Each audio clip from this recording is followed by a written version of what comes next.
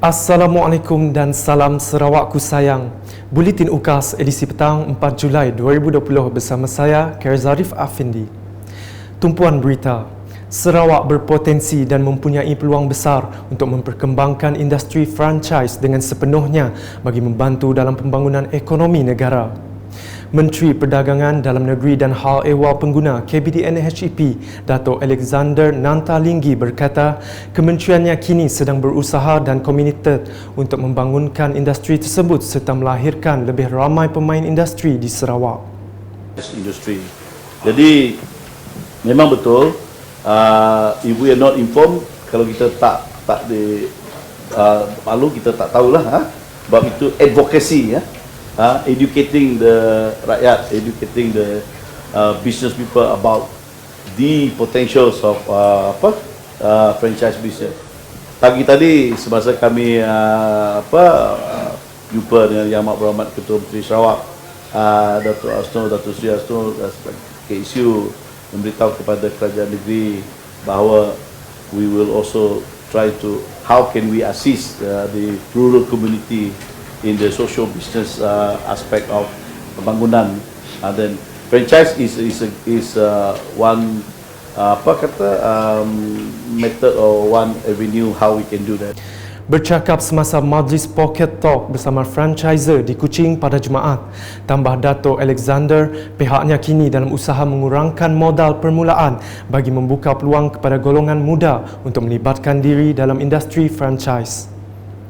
Is that franchise sometimes considered as very expensive, mahal, because seperti mana kata-kata, when you talk about franchise, it's Kentucky Fried Chicken, it's McDonald's, that's in the mindset. So among the things that we are going to do in the ministry, we are looking at how to make the entry level cheaper, maybe kalau sekarang few hundred thousand baru boleh masuk certain level of franchise. Now we are looking at some business, you can maybe we want to open it up to maybe 100,000 ringgit sort of initial capital boleh masuk, so that we can open the opportunities to the younger population. Berita seterusnya. Menteri Pelancongan Seni dan Budaya Datuk Sri Hajah Nancy Shukri telah mengadakan lawatan ke beberapa destinasi pelancongan tempatan di daerah Bau pada Jumaat. Lawatan dimulakan di Lan E Tuyang Homestay Singai. Sejurus tiba, beliau serta rombongan termasuk Menteri Pelancongan, Kesenian dan Kebudayaan Sarawak Datuk Abdul Karim Rahman Hamzah dihiburkan dengan persembahan muzik sape oleh pengusahanya Matthew Ngau Jau dan diikuti dengan persembahan tarian tradisional. Datuk Sri Hajah Nancy bersama rombongan kemudian melawat Libiki Bamboo Resort, Heritage Centre di Sleeping Lady di Jalan Taiton, Tian Shi Long Gong Temple, Gunung Serembu dan Pekan Seniawan. Selanjutnya, penanaman kopi berskala besar dikenal pasti sebagai aktiviti utama dalam Pusat Pembangunan Luar Bandar RGC Padawan. Menurut Menteri Muda Pengangkutan Sarawak Merangkap Adun Mambung, Datuk Dr. Jerib Susil, penanaman ini yang akan bermula tidak lama lagi akan mengubah wajah kawasan tersebut. But what is more important is that we are looking into the new concept of the growth development. That is concept which is proposed by the Ministry of Agriculture, MANRED. That is, there must be a nucleus activity within the region. So we propose that the nucleus activity should be agriculture, and we identify the crop, and the crop is coffee. And we have estimated that the acreage for coffee, which includes all the various villages around here, will be about 23,000 hectares altogether. And we are very happy today that the villagers and communities are very receptive and very excited about this involvement in such a way that coffee being the anchor crop will be part and parcel of land development of the NCR land.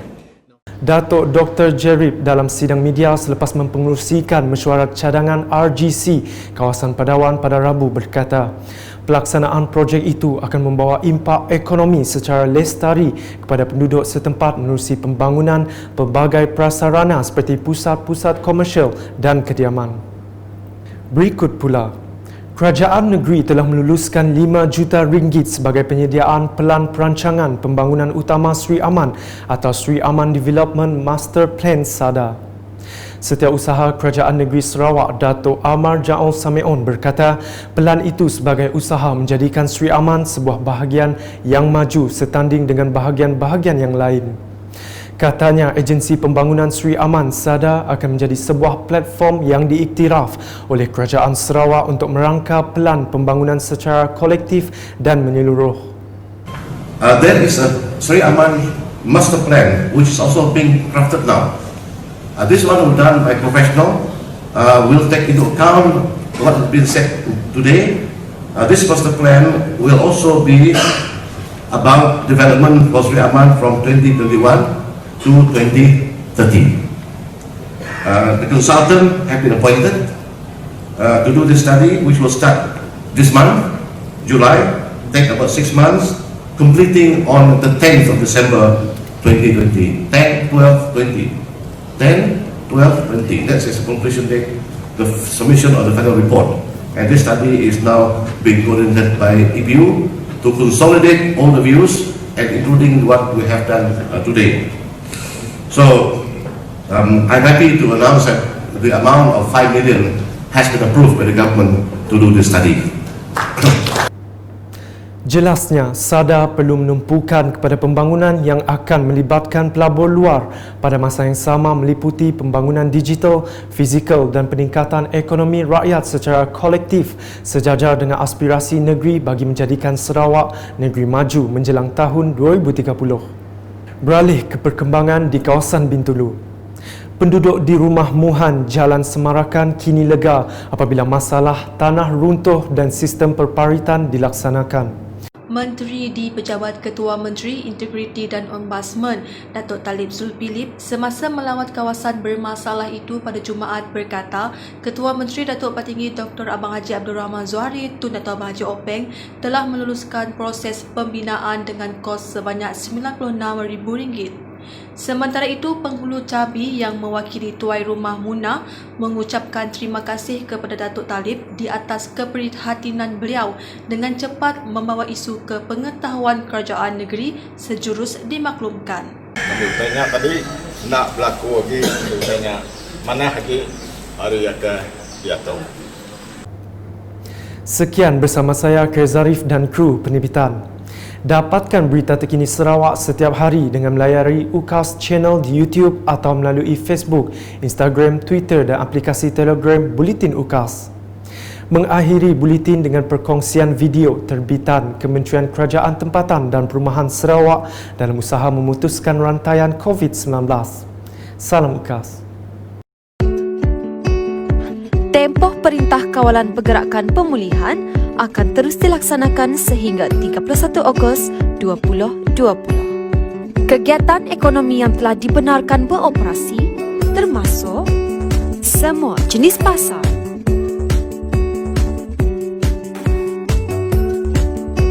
pelbagai jenis kedai dan perniagaan,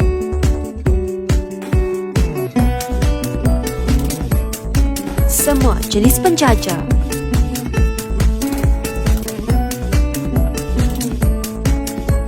kedai makan dan peniaga makanan, serta lain-lain kegiatan ekonomi dan perkhidmatan.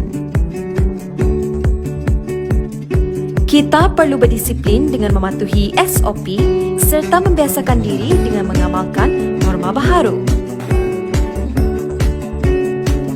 Sentiasa mengamalkan penjarakan sosial 1 meter daripada orang lain. Ini juga bermaksud anda harus mengelakkan diri daripada berada di tempat yang sesak. Anda disarankan untuk sentiasa memakai pelitup mulut dan hidung, terutama ketika berada di tempat awam. Anda harus kerap mencuci tangan mengikut tata cara yang betul. Sebarang transaksi melibatkan kewangan, anda digalakkan melakukan pembayaran secara elektronik. Anda tidak digalakkan untuk keluar rumah sekiranya kurang sihat. Anda juga disarankan untuk memuat turun aplikasi MySejahtera dan COVID Trace Sarawak untuk memudahkan sebarang urusan yang berkaitan. Tanggungjawab kita bersama untuk memutuskan rantaian jangkitan COVID-19. Pesanan khidmat masyarakat ini dibawakan oleh Kementerian Kerajaan Tempatan dan Perumahan Sarawak.